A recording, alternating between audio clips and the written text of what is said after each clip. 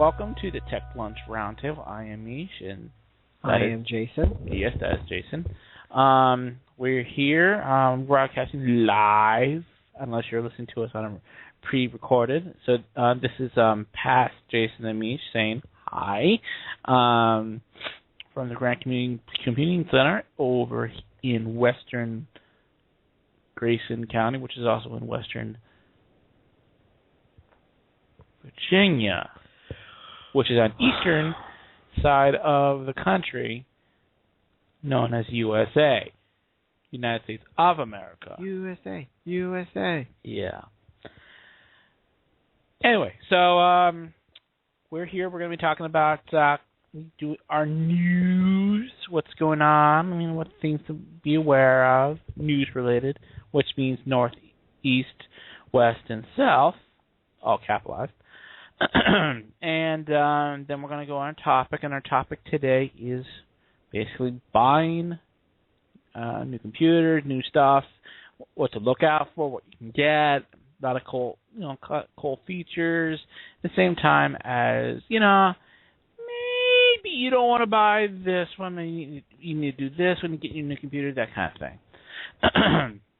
If you'd like to get a hold of us, you can email us at help@smc.io. There's only one O. You can call us at 818-739-8894 if you want to talk to us on there. Or you can go to our Twitter. We are, at Stone Mountain Consultants? Yes, Stone MTN Consult. But the easiest way is just going to our website. A worldwide website. smc.io. And everything's there.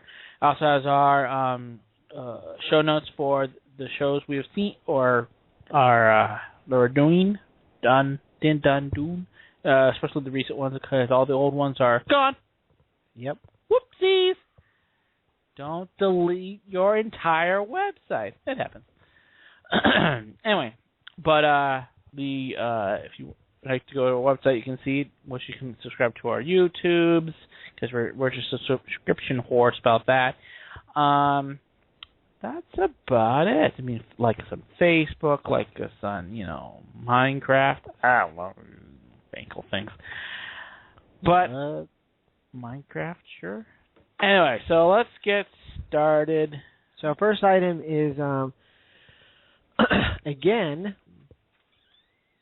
as I pointed out before, I never trusted Bitcoin. I was always very suspicious of it. Another Bitcoin site has been shut down after it was actually robbed of every single coin it held online. This time it was Foxcoin, which calls itself a Bitcoin bank. They announced on the 4th, yesterday, that they're going out of business because March 2nd, they were attacked and robbed of all their coins in what they called the hot wallet. The attacker made off with 896 Bitcoins, divided into these addresses. Now, how Bitcoin works, and this actually raises a question, is I always thought Bitcoin was anonymous. Apparently. Never knew who was really paying you. Yeah, it's kind of like cash. You don't know where that cash has been. Right, and that's one of the things why the federal government never liked Bitcoin, because it could be for money laundering and stuff like that. But this is actually the second. MT Gox had collapsed last month. They were much bigger. Mm-hmm. So this is two large Bitcoin banks that have gone away. And apparently I don't have the article here, but I did read something that supposedly the United States is looking into somehow not controlling it, but absorbing.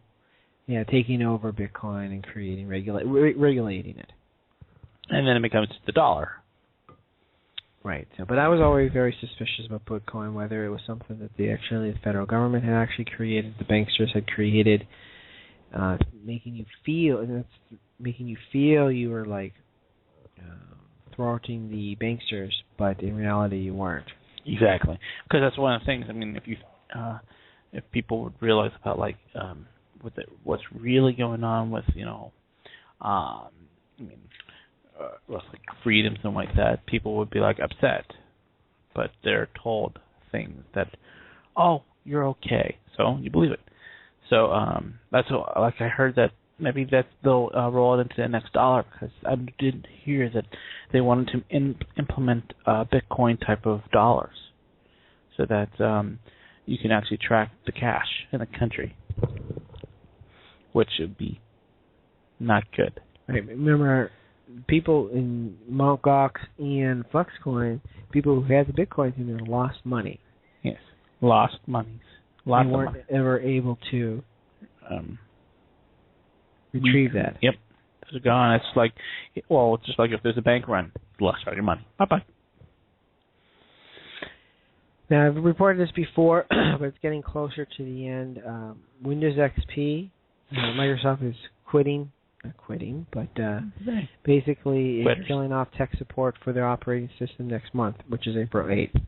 Which just means that they're not going to support XP. They're not going to be releasing security updates for the operating system. And, of course, with them not supporting XP anymore, other companies will not support it anymore either, because they themselves don't have any support. With the exception of Google, we had reported that Google at one point was considering supporting XP after its end of life, which is next month.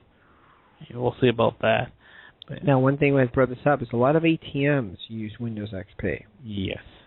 And it's an estimated 95% of the American banks are running on Windows XP.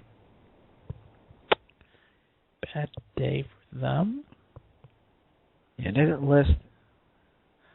Major banks are now cutting special deals with Microsoft to extend life support for their Windows XP machines while they replace their fleet of ATMs. I don't see why they would. I don't think they would need to replace the ATMs. They would just need to replace the operating system that the ATMs operate on. J.P. Morgan, probably because the where they get the ATMs from is like a package deal, so they can't touch it. It's not theirs. It's like a subcontractor. Well, maybe. Well, it says J.P. Morgan Chase bought a 1-year extension of service and plans to start upgrading ATMs to Windows 7 in July. Citibank and Wells Fargo, they're also upgrading their ATMs, but they wouldn't provide any details. Bank of America did not respond to the author of the article. Why don't they upgrade to Windows Vista? Just crash every 5 seconds. Now, that's actually what a lot of their ATMs do. Right. In the United States, there are 210,500 bank ATMs, and about 200,000 of those run Windows XP. So you can see that's a lot. That's a lot, and they're saying it's going to cost anywhere between $1,000 and $3,500 apiece. Well, this is called poor planning. Their own fault. Right, they knew that was coming up. It's been years in the books. Yeah, I mean, we knew about it, the year before last? Everybody, like 2 years before. Yeah, it was like... You can actually look up... the first article. See if I can look it up, but you can even Google. Microsoft has a calendar of the Microsoft End of Life calendar. They have a calendar of when everything their support life cycle is. And it is usually about 15 years. Something like that, yeah. Here, let's see. Because they ended 98 in 2008. Something like that. Yeah, so for example, it even goes back. So here, SQL Server Compact 3.5. When is life cycle start date was 2008. Mainstream support ended. Last year, but they're continuing the extended support, which is the service pack and the critical updates to 2018. So this is all laid out, all the way to 2022. Yeah. Poor planning on your part is not an emergency on mine. I love that saying because it's so true. Their crime, bloody murder is going to cost us all this money. No, it's going to cost your shareholders, and you better not take that out of deposits and close down banks, although they probably will. and they'll make the people pay for their stupidity. Yep.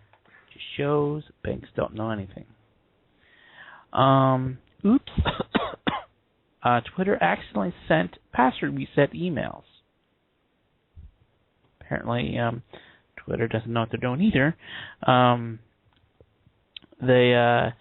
Twitter mistakenly told thousands of users that their accounts had been hacked Monday night.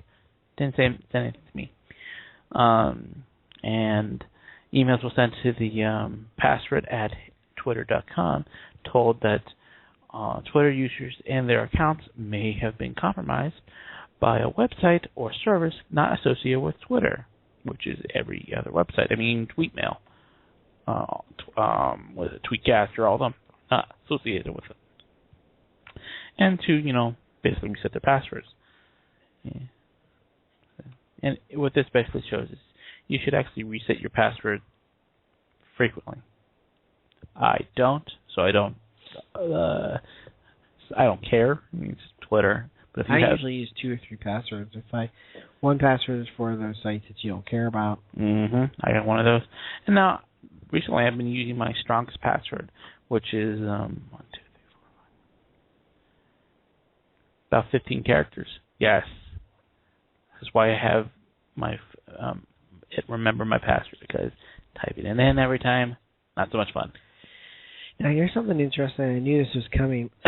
Wi-Fi computer virus goes, quote-unquote, airborne, just like the common cold.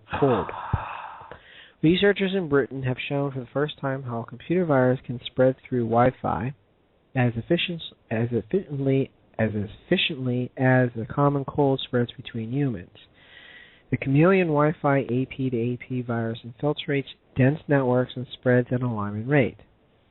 Chameleon was designed by a team of researchers from the University of Liverpool and displayed a remarkable amount of intelligence in its capacity to spread in a similar way to the common cold. The virus was able to avoid detection and identify the points at which Wi-Fi access is least protected by encryption and passwords. The areas which are generally least protected are public access points such as Wi-Fi in cafes and airports. Network security professor Alan Marshall stated that the virus doesn't attempt to damage existing networks, but instead infiltrates the data of all users connected to the network via Wi-Fi. Yeah, it's like a Trojan horse. You can tell it to just, send dump all the data into, a Dropbox somewhere. Chameleon's success lies in the means by which it avoids detection. The majority of antivirus software packages look for infections which are present on computers in the Internet rather than publicly used Wi-Fi networks.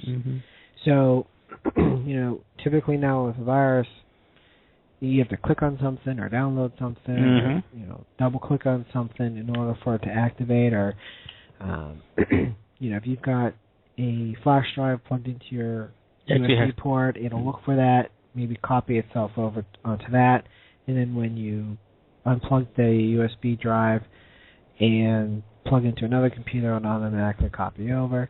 But this is one of the first ones that actually will spread on itself. Now, keep in mind, this was in a controlled environment.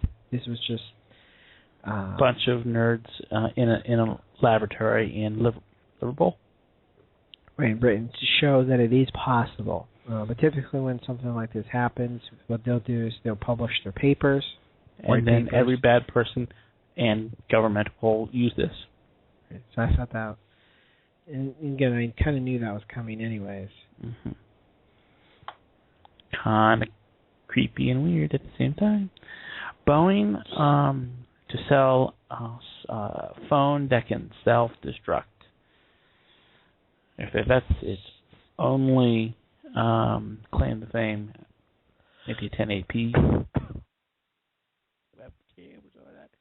Well, Boeing is set to, in which they only make planes usually, is going to smartphone every Mission Impossible fan will love to have. Why? You can buy a $600 phone and destroy it. I'm trying to remember who was making it. There is a company out there with a BlackBerry. I'll have to find it. I signed up for. It's not out yet. I signed up for the press releases. The updates on it. But basically, it's the company that's creating an Android phone that is literally indestructible, but also, it's the first phone that is going to be unhackable. So the NSA can't get into it. Probably because they're using actual chips that are Maybe. ROMs. I'm trying to remember who. That's the thing I'll about. see if I can find it. While he looks, what he's talking about is that the difference between like your iPhone and an old feature phone, even to a feature phone to it, a ROM cannot be written to. It is a read-only memory. Yes, you can put a new ROM in, but that information is unchangeable. So if there's a flaw, you can't. That's the reason why we've gone to more for RAM. That's why when you have your iPhone, it takes 30, 40 seconds to start up because it's actually a regular computer. Now, if you had an old school feature phone, you turn it on and it's pretty much on in like 2 seconds. Like an old Nokia one that doesn't even have an app. I mean, it has it's two colors, black, and then whatever's behind it, the backlight. So a ROM-based, and that's probably what they're going to be using, this would be my guess, would make it so it's unhackable and indestructible. It means that there's no, the chips inside are more or less part of the board. Did you find anything? Yeah, it's called Black Phone. And actually it's available now. Ooh, I want one. $629. Remember, it's not through any security carrier. Is it this isn't the one from Boeing? No. There is a Boeing Black. Go to blackphone.ch. Okay. So it's in, of course, China. But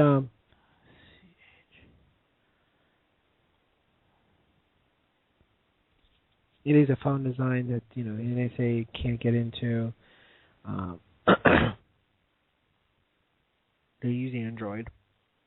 Well, probably what they do is they hard-coded the Android operating system onto a ROM, and then basically made it so that it reads like a CD-ROM, which is kind of cool. I want to see the indestructible pricing. Let's see the hardware. Because this is actually kind of interesting. Let's see, it's quad-core, SoC. Yeah, it's going to start shipping in June. Cameras, RAM. No, it has RAM, so it means it's running an operating system. I wonder how they're going to, This is Black Phone Firewall. Disconnect Secure Wireless. It'll work both on. It's a HSPA Plus LTE. Yeah, it can do everything. Huh.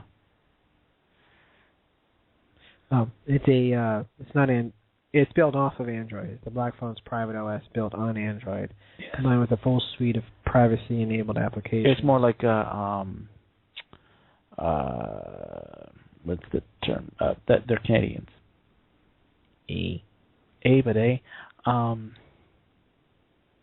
But you just said it 2 minutes ago. BlackBerry. It's like BlackBerry. It actually goes through. Its emails go through a service. Yeah. Whereas this is actually going through, basically a high level of basically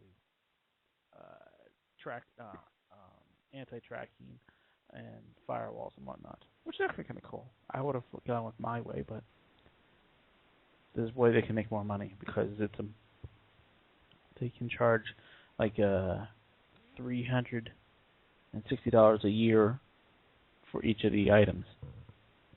Right. Well, Skype is rolling out to Outlook.com users worldwide. If you remember, Microsoft had bought Skype a few years back, and they finally are now integrating it into Outlook.com, which is their online email service, which replaced Outlook a couple years ago. Mm-hmm. So they don't need to leave their inbox, as it says. It was originally out in U.S., U.K., Germany, and other countries in limited release. Now it's available. It is going to be a plug-in that you're going to download. Plug-in is like a little mini program that you download and it gets... Slows down your Outlook to a crawl, like all plugins do. Yeah, I think it's your Outlook.com account, so it's really online. But you probably can add Outlook.com to Outlook. Do they still make Outlook? Supports HD calling. That's cool. Just adding more features for their One World government. I mean, some new world order. Now, there's a new free Google Chrome browser extension called Streak that lets email senders using Google accounts see when recipients open email. Not only does it let you know when the recipient has opened email, but it'll actually let you know who opened the email and where that person is located. Oh, so as you see it being opened by 30,000 people in the line because everything goes stop in Utah and then carry on from there. Now this isn't anything new. A lot of email providers will use this, especially those newsletter or mass mailing services will use it. And basically what happens is when you open up an email, they include an image in that email. And when that image is displayed on the recipient's screen, that's when you know the email's been opened. Yep. That image can be as small as a single pixel on your screen, so you obviously won't see it. But as soon as that picture is displayed, it'll record that email's been opened, and in this case, it will also tell you the location. So what it does is it tracks where that picture was opened down to the service provider that you're using and the IP address. You know, usually you can tell by the IP address, and you get pretty close to where that person is located. You're now the NSA. You can't turn it off. The only thing you can do is not download pictures in your emails. Rich text format or text only. No HTML, baby. And usually by default, when you first sign up on a Gmail account, Yahoo, or even Outlook, add an email account to Outlook, by default, downloading pictures is turned off. I turn them on, but... That's cool. Let's see, there was one thing. Which one? Have you looked that up? Huffington Post posted this with the upcoming Comcast deal to buy Time Warner Cable, $45 billion. You know what I could do for $40 billion? They have a map of each state and the number one provider for each state. And if you look at it, Comcast is pretty much everywhere. California, Oregon, Washington, Minnesota. All of the expensive states. Vermont, New Hampshire, Connecticut, Massachusetts, Florida, Georgia, Tennessee, Illinois, Indiana, Michigan, Colorado, Utah. And then when you include in Time Warner, which is like Wisconsin and New York and Maine and North Carolina, South Carolina, Kentucky, and Ohio. Hawaii, too. In Hawaii, they're going to take up over half of the country. There's only a few. Cox probably be the third largest. But again, this is just largest for the states. Yes, they're actually everywhere. For example, Connecticut, I know, it's listed as Comcast as your number one provider, but Charter is in there as well. In parts of the state too. It's just Comcast is the number one. So, but some of the smaller ones like CenturyLink is only in a few states. Charter's number one in Missouri, which would hopefully be that's their home state. The truth, but it's interesting.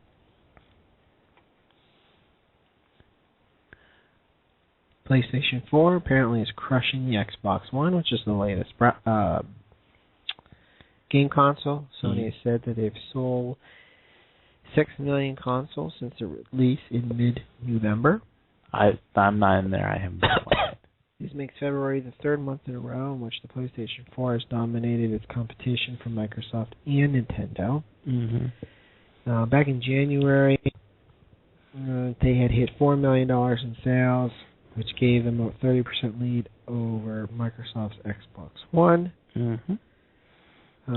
But just keep in mind, for example,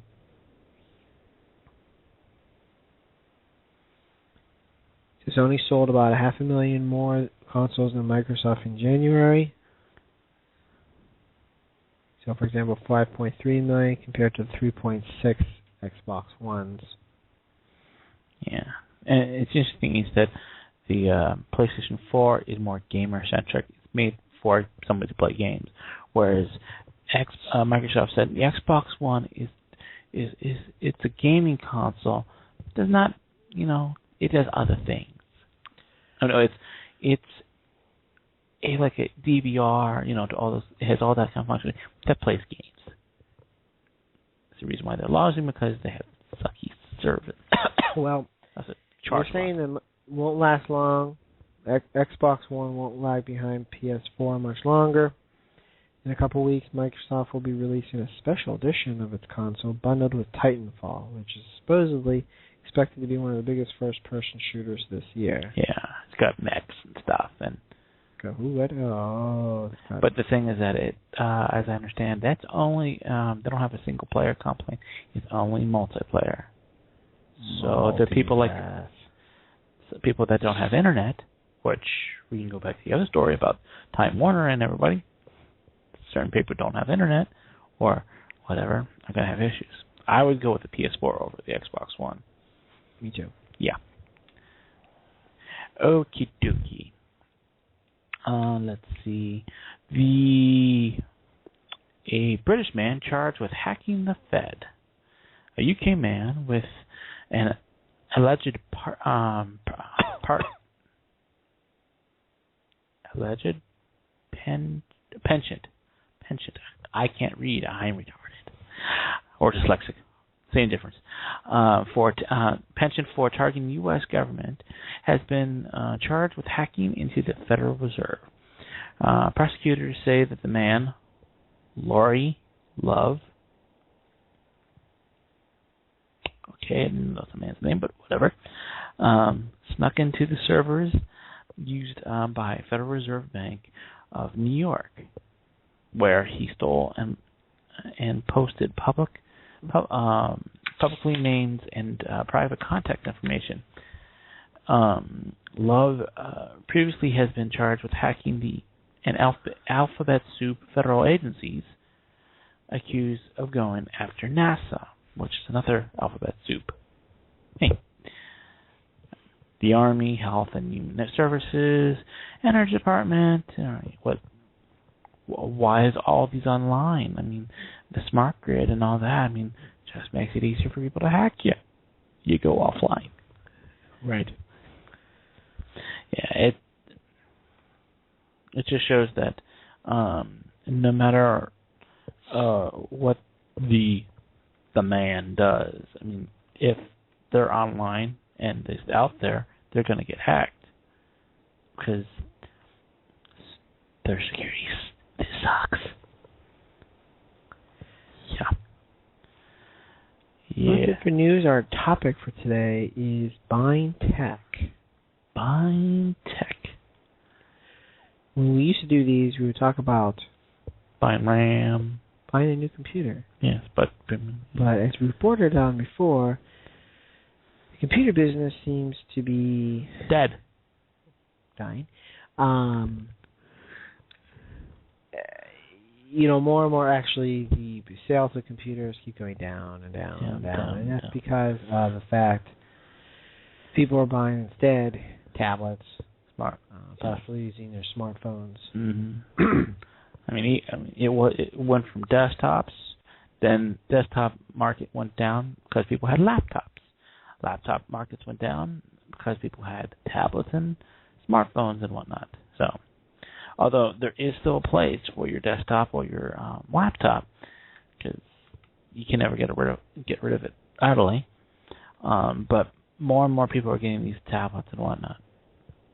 The one thing we should mention is that with a tablet or any kind of wireless device, you're going to have wireless internet in your home. So you have that health issue right there. Right, which we have brought up before too. Multiple times. Numerous. Jason's not feeling well. The second thing is, what are you going to be using the new device for? Say you're brand new to computers, you have no idea what you're doing. What are you going to do? You're going to get an iPad, you're going to get an Android tablet, you're going to get a desktop PC. Really, it determines what you actually doing with the thing. Are you going to be writing letters? Are you going to be writing lots of emails? You want something with a keyboard. Right. And with the new, even TVs, but smart TV. The smart TVs have Netflix on them, Hulu Plus, all those streaming devices, Pandora, stuff like that. NSA Magic. You may want a tablet, and if you're playing something through a tablet, you can put it up on your TV as well. Mm-hmm. Even Google sells the Chromecast, which is a little HDMI dongle that plugs into an HDMI port on your TV. That pretty much anything that's playing through Google Chrome on your computer, tablet, phone will automatically be streamed to the device. Mm-hmm. And again, yes, you do need Wi-Fi, but that's kind of handy too. But yeah, definitely a computer is still needed if you have a business. Yep. A lot of typing, a lot of input, financial, accountant. Basically type stuff. If you're gaming, really, because there's only certain games that work on a tablet and whatnot. It's mostly point. Right. Now, between desktops and laptops still outsell the desktops. More and more folks use laptops because, of course, they are easier to use. Yes, and there's the cheap ones are slightly cheaper, and they take up less space. You can actually fold it up, stuff it in a thing, whereas a desktop has to be set up at all times. The thing about laptops is, of course, portability and whatnot. But also, you are staring at a thing that's angled, not good for your head. So, if you're going to be using it a lot, because most people eventually, I'm now demonstrating for those people that can hear me. With a laptop, you generally are hunched over because you want to put your face closer to the screen. So it's bad for your back. Whereas a desktop, you can actually adjust the screen. Because a laptop, I'm good. You pick it up. So it's really, as I was saying before, it depends what you're going to be doing with it. If you're just sitting on your couch doing email browsing the internet, a tablet will be just fine. Yeah. And there, say you're just going to be using it on like almost like a TV, but kind of like a smart TV.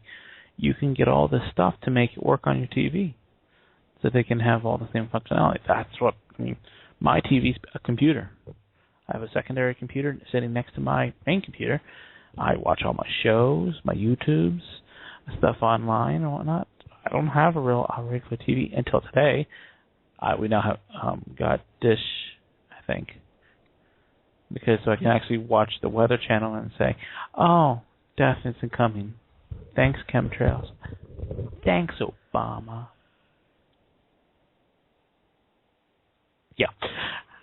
Now, the other thing you could do is, if you're a little fancier and you like, if you have a lot of DVDs, say, you can rip those DVDs into a media server or a computer, and then play those directly from the computer into your TV. Yes, which is really cool because that's actually what I do. That's where all my DVDs or all my movies are on that one computer, so I can just go, I want to watch Gravity. Double click, and it starts. And I can fast forward and whatnot, pause it. And the cool thing about if you have hooked up a computer, see, normally hooking up multiple HDMIs, all this extra stuff in your house to a DVD player is a pain in the butt. But you can actually have multiple monitors. So like you see, like how I have it, I have a secondary monitor in another room because when I'm working, I want to work in there. So I have speakers and whatnot set up in that room so that I walk in there. I don't have to hit pause. I just keep on working, and I can still see it and listen to it.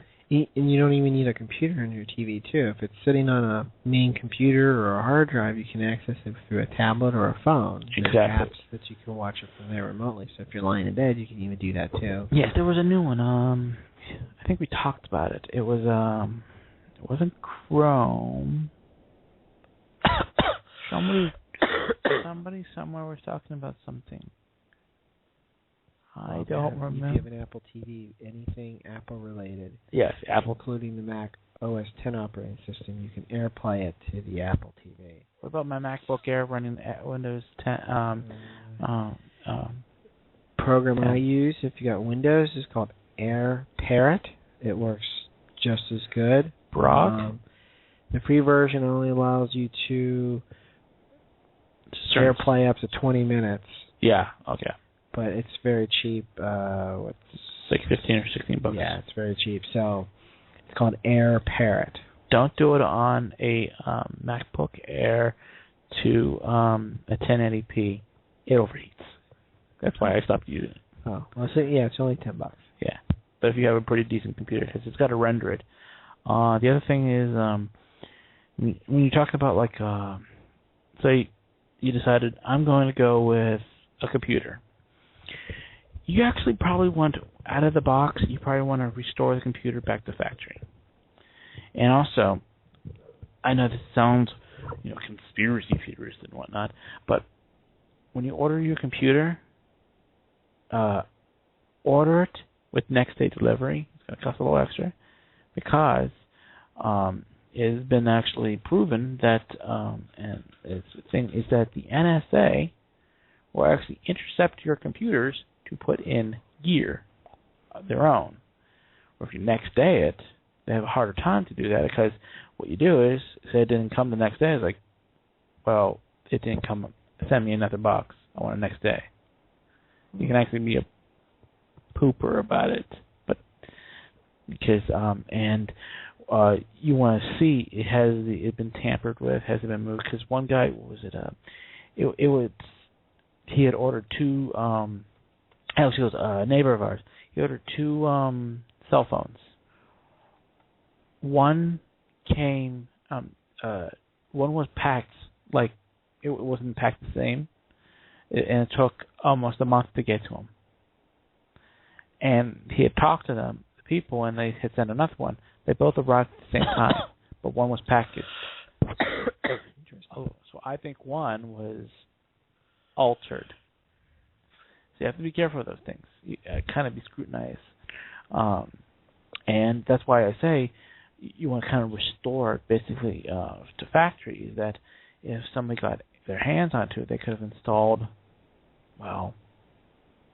snooping things.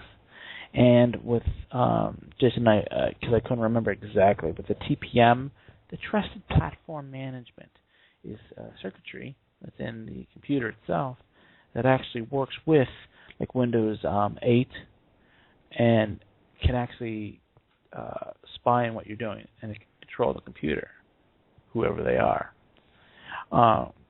That's why my next computer is going to be Windows 7. People are like, "Why? That's old." But you're still getting a lot of computers with Windows 7 on them. I know the awesome computer I looked up. It's got a i7. It's fourth generation or third or fourth generation. It's got 30 gig of RAM, DDR3. It has a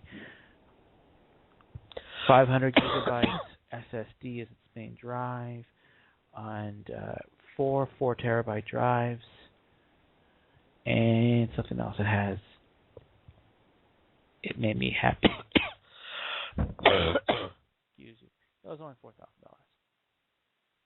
Perfect. I'm okay with this. If I just had to have $4,000 to buy it, that may be some time. Anyway, so when you get computers out of the box, you kind of want to scrutinize them and make sure that they haven't been, well, even tablets or anything. Look for toll marks. Look for, has it been tampered with?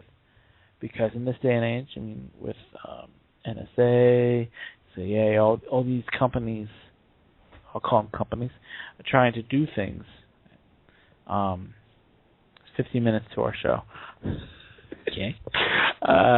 All these companies that are doing things and breaking the law, you need to make sure that you're protected because, say you bought the computer as a gift to a friend or a loved one, you want to make sure that something they do is not going to come bite them in the butt, and what they're doing is not illegal, but they can construe it as legal.